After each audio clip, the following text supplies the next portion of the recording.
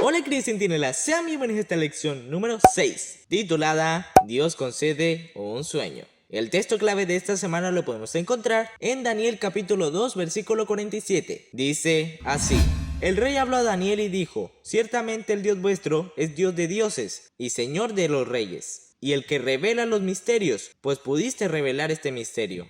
El capítulo seleccionado de la Biblia para esta semana trae la historia de Daniel y la confianza que él depositó en Dios. Por eso, no solamente le fue revelada en la interpretación del sueño, sino también el sueño mismo. Esta historia es muy importante por diversas razones. 1. Demostró que los sabios del reino no pasaban de ser unos charlatanes. 2. Probó el poder de Dios ante el rey Nabucodonosor. 3. Demostró que Dios tiene poder, sabiduría y gracia. Este capítulo en la historia de Daniel nos da la oportunidad de aprender importantes lecciones para nuestra vida espiritual, especialmente para una mejor comprensión de la confianza que debemos tener en que Dios suplirá todas nuestras necesidades. Ella nos muestra lo que la fe realmente es.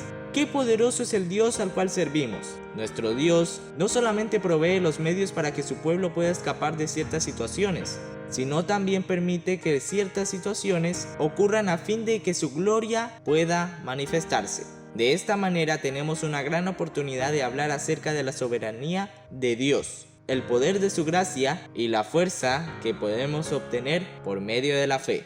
Posiblemente el periodo de 3 años de entrenamiento de Daniel y sus amigos habría acabado y entonces ellos tendrían que formar parte del grupo de sabios que servían a Nabucodonosor. Cuando Dios le envió el sueño al rey, tenía como objetivo revelarle el futuro y llamar la atención hacia el papel que ese monarca tendría en el gran plan divino. Lee en tu Biblia el capítulo 2 de Daniel. Al oír las palabras de Daniel con respecto al sueño que él había tenido y al saber su significado, Nabucodonosor se sintió convencido de que el Dios a quien aquel hebreo servía era realmente superior a los dioses que él mismo adoraba. Ahora todo tenía sentido. El comentario bíblico adventista dice lo siguiente acerca de la reacción del rey babilónico. Hasta ese momento, Nabucodonosor conocía poco del Dios verdadero y aún menos de la manera en que se lo debía adorar. Hasta allí su conocimiento de Dios estaba limitado a lo que había visto del carácter divino reflejado en la vida de Daniel y lo que Daniel le había dicho de Dios. Aunque fuera imperfecto, el concepto que Nabucodonosor poseía del verdadero Dios ahora tenía una prueba irrefutable de que el Dios de Daniel era infinitamente más sabio que los sabios o que los dioses de Babilonia. Aunque hechos posteriores habrían de convencer al rey Nabucodonosor con respecto a otros atributos del Dios del cielo, dado que honró a Dios, Daniel también fue recompensado. ¿En qué posición lo colocó el rey de Babilonia? A pedido de Daniel, Nabucodonosor los puso a Sadrach, Mesach y Abednego sobre los negocios de la provincia de Babilonia. Ellos habían orado en favor de Daniel y era justo hacerlos participar de la recompensa.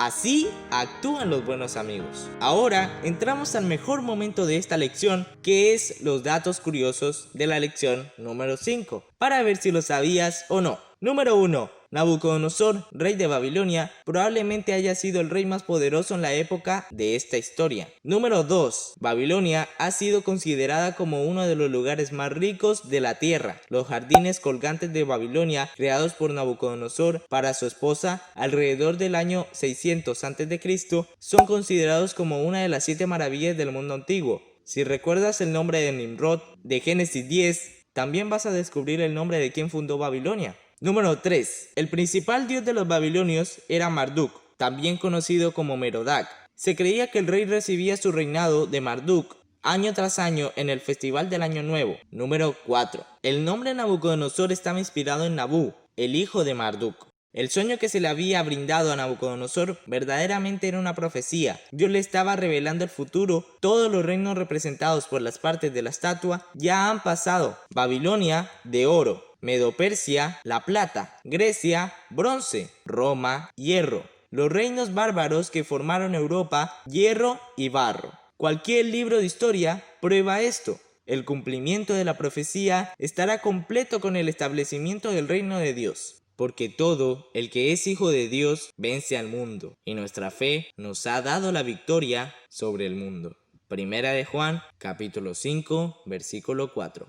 La confianza que Daniel y sus amigos tenían en Dios los preparó para asumir responsabilidades todavía mayores. ¿Te has detenido a pensar lo que habría sucedido si ellos hubieran renunciado a sus principios cuando llegaron a la corte de Babilonia?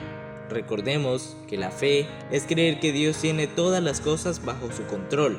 Por eso, Dios le reveló a Daniel el sueño del rey y no solamente su interpretación. Daniel fue valeroso al explicarle a Nabucodonosor la profecía, porque no se trataba necesariamente de buenas noticias, se trataba de un mensaje acerca del poder del Dios verdadero. Sin embargo, el mensaje era tan claro que hasta aquel rey idólatra se convenció de que Dios estaba por encima de los otros dioses. Quedó convencido de que no había nada en este mundo que pudiera compararse con el poder del Dios de Daniel. ¿Podemos percibir de la misma manera en que lo percibió el rey, un Dios con un poder infinito que tiene el mundo en sus manos? ¿Estamos viendo el maravilloso poder de Dios y nos sentimos impulsados para cambiar de vida al reconocer su grandiosa soberanía?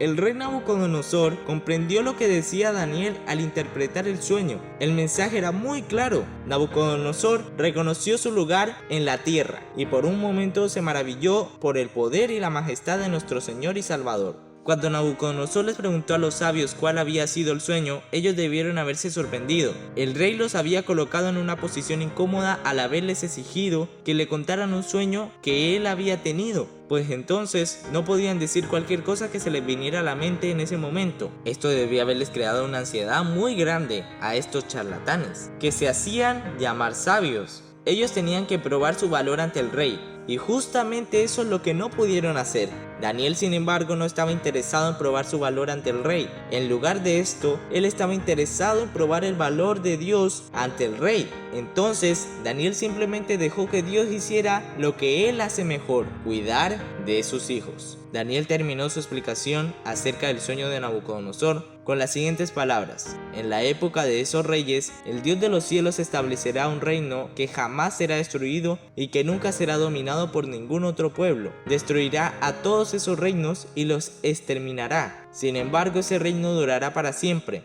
El Dios Todopoderoso le mostró al rey lo que sucederá en el futuro. El sueño es verdadero y la interpretación es fiel. Daniel capítulo 3 versículo 37 al 45. Esa profecía se había cumplido íntegramente. Todo lo que Dios dijo sucedió. ¿Por qué algunas personas todavía dudan de que la parte final también sucederá? Elena de White dice: si los gobernantes de Babilonia hubiesen cultivado siempre el temor de Jehová, se les habría dado una sabiduría y un poder que los habría mantenido fuertes. ¿Es posible que tal vez nosotros estemos viviendo una situación semejante?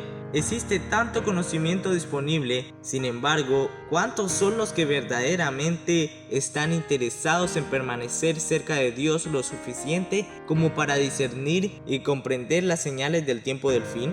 La confianza que tenía Daniel en Dios día tras día se tornaba más fuerte, y eso lo habilitó a fin de ser el mejor testigo del poder divino para el rey de Babilonia. ¿Te gustaría vivir una experiencia semejante? Entonces defiende lo que es verdadero y háblales a los demás del Dios maravilloso a quien escogiste servir.